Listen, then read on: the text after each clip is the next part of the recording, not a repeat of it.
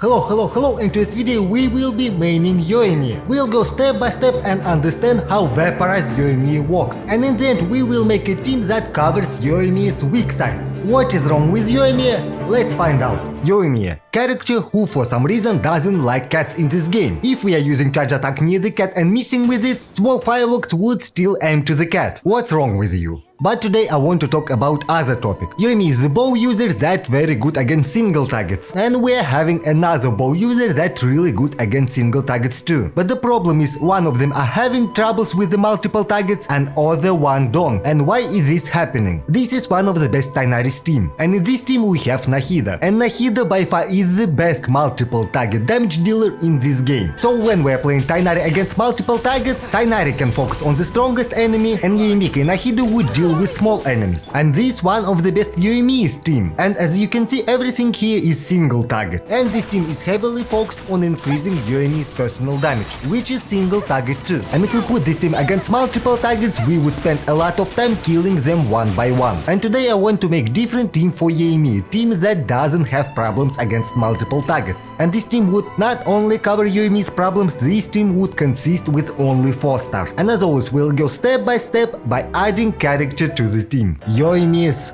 Build.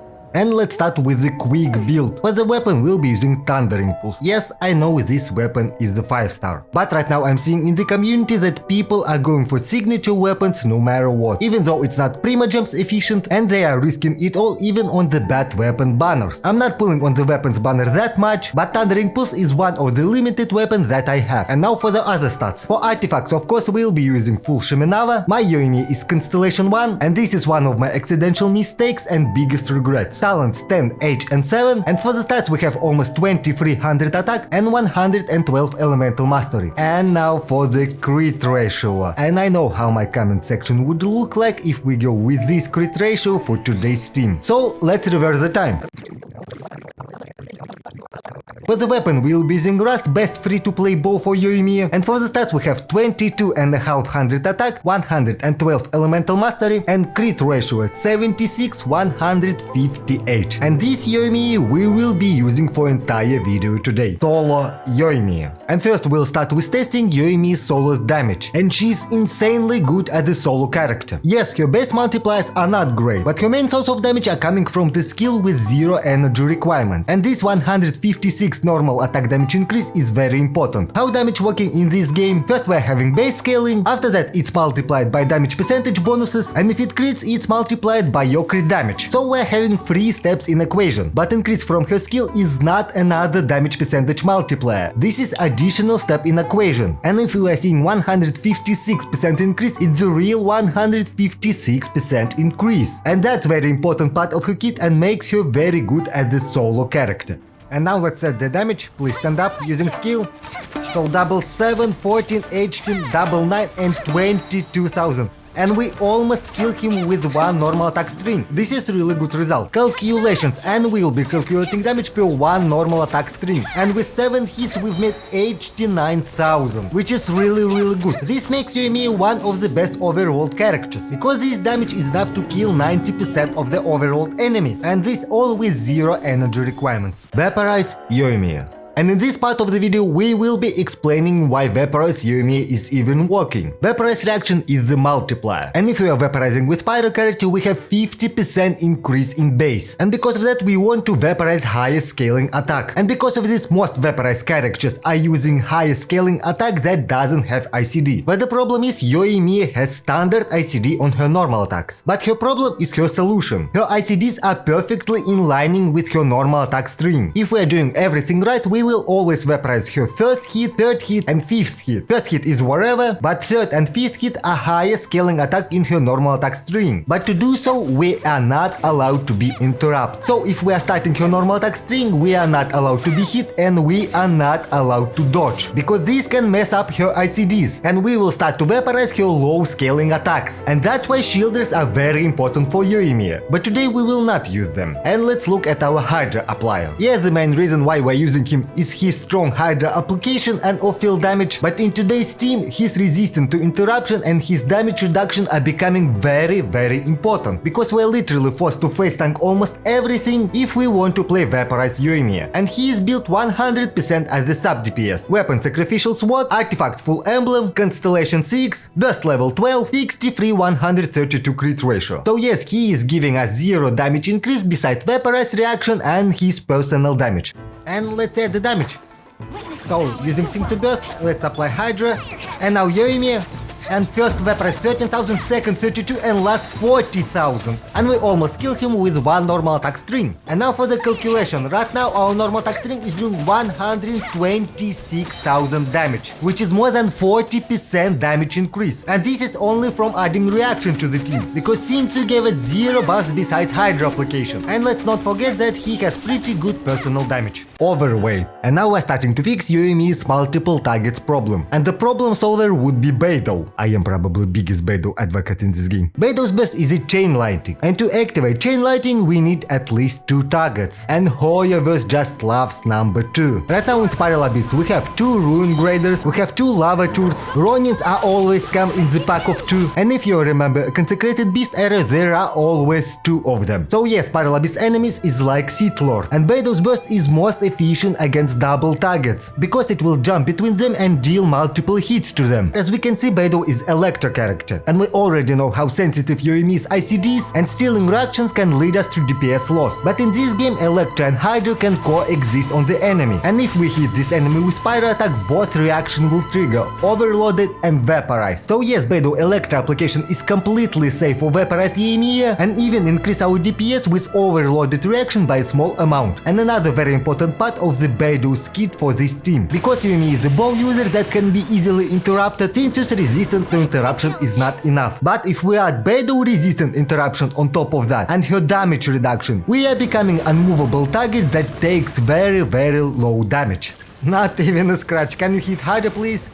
Come on, I'm believing you, and good boy. You can take a candy from the shelf, you deserve it. And Beidou is here built as a sub DPS too. For the weapon she's using Favonius, Artifacts Full Emblem, Constellation 6, Burst level 12 and 64 120 H crit ratio. And even though she is adding a lot of utility to the team, we're getting 0 buffs from her too.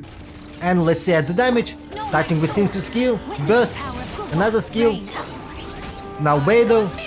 Going to Yoimiya, starting normal attacks, Vaporize 32, 39,000, second attack string, 40,000 Vaporize, and with last Vaporize we didn't crit as I understood, and we're finishing the boss. Yeah, we are one rotating the boss with this team of 3. And right now calculation is not necessary because Yoimiya's personal damage doesn't change, and with this team we already can one rotate some overworld bosses, which is pretty good result for the team of 3. Pyro, Archon. And finally, we are adding support to our DPS team. And you know who will benefit the most from Bennett? Beidou. Right now my Bennett is crowned and giving us 1110 attack, and this buff is snapshotable. And Beidou's burst can snapshot. And if we look at Beidou's stats, we have very low attack, so Beidou basically doubling her damage. Beidou of course improve Yoimiya's damage too. And my Bennett is C6, so this 15% Pyro damage bonus is very appreciated. But Yoimiya moves a lot during her normal attack string, and eventually we will leave Bennett circle in our rotation. Because of this we need to reposition. But remember, our normal attack string is not allowed to be interrupted. So keep in mind, we need to reposition between our normal attack strings, not in the middle of it. And now for the Shinsu. Shinsu is getting least buff from Bennett. Unfortunately, his burst cannot snapshot, and only thing that affecting Shinsu's damage is Pyro Resonance that Bennett activated. And now let's quickly look at Bennett's build. For the weapon we're using Scarred Blade, Artifacts of course Full Noblesse Oblige, Constellation 6. And yes, he is only buffer in this team, but he gives a lot of buffs.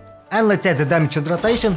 Shinsu skill, burst, another skill, Bennett skill, burst, Beidou skill, burst, Yoimiya skill, and starting normal attacks. So Vaporize 57,000 and last Vaporize 69,000, and we are already finishing the boss. Pretty nice damage, of course. And right now we can make calculation, and Yoimiya is doing 209,000 damage per one normal attack string. So Bennett gave us more than 65% damage increase through Pyro Archon. Real DPS check. Alright, and now we need to test this team against Spiral Abyss level threat. And we need to test this team in two scenarios, single target and multiple targets. And right now the biggest single target threat is Hydra Tulpa. And unfortunately this team loses a lot while we are fighting against him. Since you cannot do damage, Beidou is quite bad against single targets, but anyways, let's test. So, attack card, perfect, nice, let's go. So let's go, starting with Sinsu skill, burst. Sacrificial is not proccing, that's the big problem. So Beidou parry, Beidou's burst, going to Yoimiya normal attacks. And you can hit me as hard as you can, I'm invincible. You cannot do nothing to me. And HT 2000 Vaporize from Yoimiya, pretty nice. So let's go. Recurring energy, Beidou. Sinsu please burst. The net. Okay. Beidou parry again. Nice, Beidou saves the day again. And Yoimiya second rotation. Let's deal as much damage as we can. We don't care about his attacks.